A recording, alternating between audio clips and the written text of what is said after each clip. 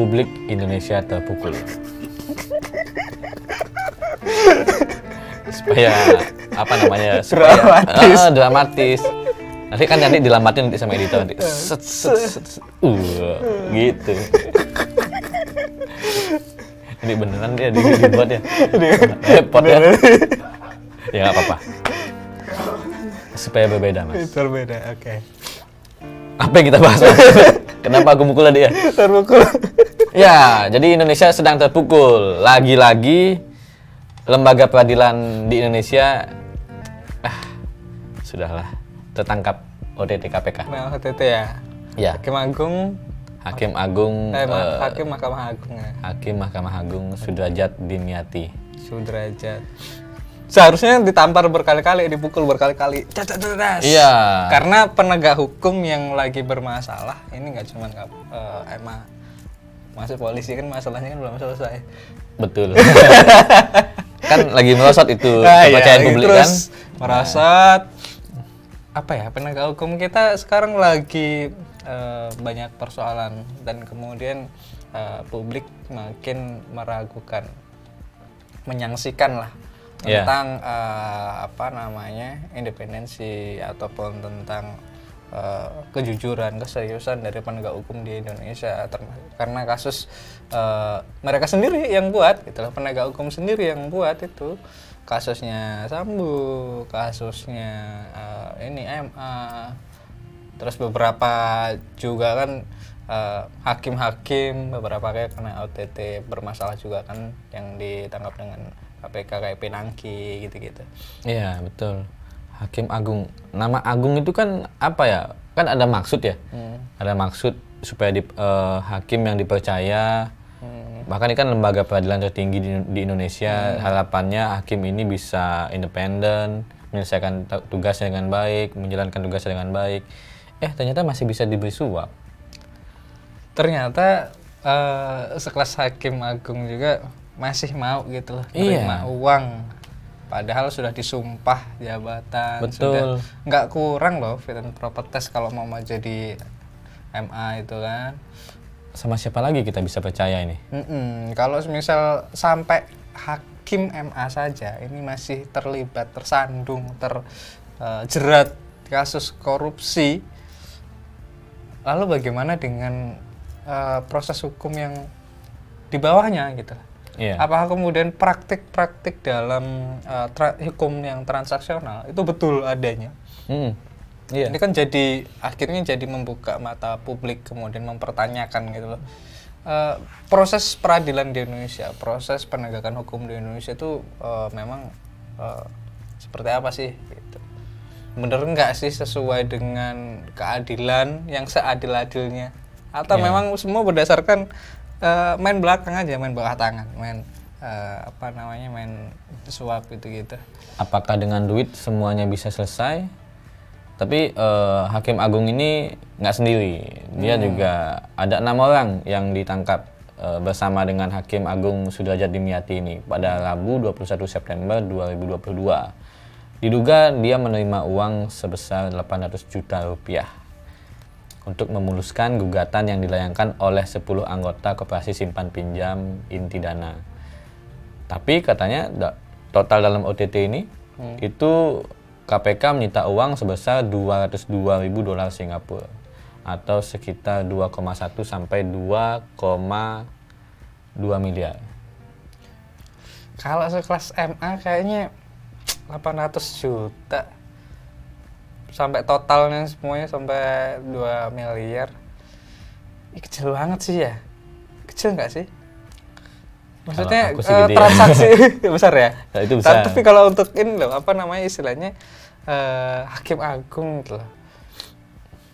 Iya. Hakim Agung. Lebih mahal gini nggak sih? Lebih mahal nama baiknya nggak sih? Iya, lebih mahal nama baiknya yang berapa orang sih yang jadi Hakim Agung di MA gitu loh, se-Indonesia. Ya kan, sepanjang karirnya seumur hidup, kenapa kemudian mempertaruhkan jabatannya, mempertaruhkan kehormatannya hanya untuk uang yang segitu? Itu kecil sekali gitu.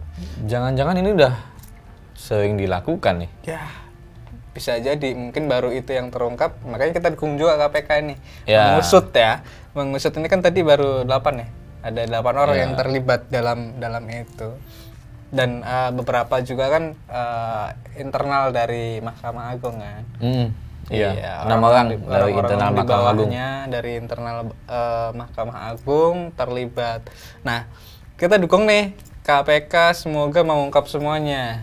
Kalaupun ada yang terlibat lagi, kalaupun ada yang mungkin berperan lagi dalam action-actionnya kan gitu. Maksudnya nyariin klien gitu untuk main belakang maksudnya misal. Kan pasti banyak gitu, nggak cuman segitu aja. Karena kalau aku pikir sekelas permainan nasional di Mahkamah Agung nggak mungkin yang main sedikit gitu. Pasti apa istilahnya terstruktur, Sistematis dan masif. masih. Ya kalau bisa dibuka semua lah supaya nanti publik tahu nih kayak gimana penegakan hukum di Indonesia. Masa sih Mahkamah Agung bisa dikasih suap? Kan kita mempertanyakan nih, apakah kita masih bisa percaya nih sama publik, sama hukum di Indonesia nih? Jangan-jangan nanti kita kalau ada kasus males lagi ngelaporin ke gini kan, ke lembaga penegak hukum kan. Iya, beberapa kali juga, bukan beberapa kali sih, tapi kemarin dalam salah satu podcast yang terkenal di Indonesia, pengacara kondang kita, Bang Hotman Siapa Paris. Hotman? Hotman Paris, Oh, dia iya. kan juga mengungkap gitu kan, bagaimana wajah asli proses peradilan atau hukum di Indonesia. Ya, bisa percaya, bisa tidak soal itu. Cuman kemudian kalau kita tarik garis benang merahnya, kayaknya masuk akal sih apa yang disampaikan. Memang dalam proses hukum, proses peradilan, kenapa kemudian pengacara itu bisa sampai kaya-kaya? Karena memang dalam proses hukum itu mahal gitu di sana, dan banyak yang uang-uang yang nggak jelasnya gitu. Semua sepertinya di Indonesia mesti butuh duit. Iya. Tapi ini menarik, ini ada fakta-fakta menarik soal Hakim Agung Sudrajat Dimyati ini, Mas. Jadi berdasarkan catatan yang aku temukan di Mbah Google di internet, ternyata Sudrajat Dimyati ini sempat nggak lolos dalam uji kelayakan. Pernah. Uji kelayakan dan kepatutan Hakim Agung pada tahun 2013. Oh, jadi dulu sempat nyalon di 2013 nggak lolos. Nggak lolos. Kalau Ketua Komisi 3 kala itu Gede Pasek Suardike, Oh, iya. tidak asing lagi dengan nama itu. Jadi dia menyebutkan bahwa tidak lolosnya Sudrajat Dimyati ini karena ada kecacatan dalam rekam jejak. Nah, apa itu kecacatannya? Jadi diduga si siapa namanya ini? Sudrajat Dimyati ini sempat sempat diduga memberikan suap pada salah satu anggota Komisi 3 untuk memuluskan jalannya dia menjadi Hakim Agung. Oh, begitu. Jadi 2013 itu sempat memang dia nggak diloloskan seleksi ya, Iya. jadi Hakim Agung di Mahkamah Agung. Dari Komisi 3 kan seleksinya memang di sana. Karena memang disinyalir, diduga waktu itu ada transaksi juga untuk memuluskan jalannya dia gitu loh. Sebelum jadi Hakim Agung sudah diduga Sudah ada begitu, transaksi. sudah begitu. Setelah jadi Hakim Agung ada juga akhirnya transaksi. terbukti Akhirnya. dia di OTT sama KPK Iya, beserta beberapa koleganya. Beberapa koleganya, kawan-kawannya yang berjumlah 6 totalnya sama dia. Ini tak sebutin satu-satu nih, biar mereka makin terkenal lah. Siapa? Yang pertama itu jelas Hakim Agung Sudrajat Dimyati. Kemudian ada Eli Tri Pangestu, Hakim Agung Justisial atau Panitera Pengganti Mahkamah Agung. Kemudian Desi Yustria, PNS pada Kepaniteraan Mahkamah Agung. Kemudian ada Nurmanto Akmal, PNS Mahkamah Agung, dan Al Basri, PNS Mahkamah Agung. Ada 6 total dari Mahkamah Agung yang menerima suap. Yang terlibat Yang dalam terlibat. kasus itu. Yang kasus yang lain kan belum tahu. No comment. Tidak berani. Nah, itulah kemudian kenapa sudah terpukul kemarin dengan apa namanya dengan kepolisian, kasus di kepolisian, sekarang publik masyarakat terpukul lagi, pukul lagi. Ini harus disensor nanti, nggak lolos. Ada kekerasan di situ. Terpukul lagi dengan kasus menjerat MA. hakim MA itu.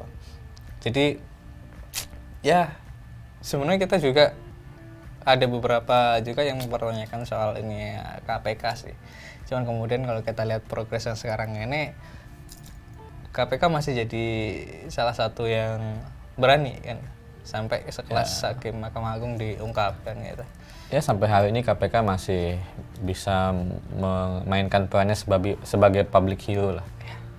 Jadi mudah-mudahan nanti ini penyelidikan semua bisa tuntas, lancar, dan semua yang terlibat bisa dihukum seadil-adilnya. Betul. Jadi semoga ini jadi momentum buat Indonesia, khususnya buat lembaga peradilan hukum supaya berbenah.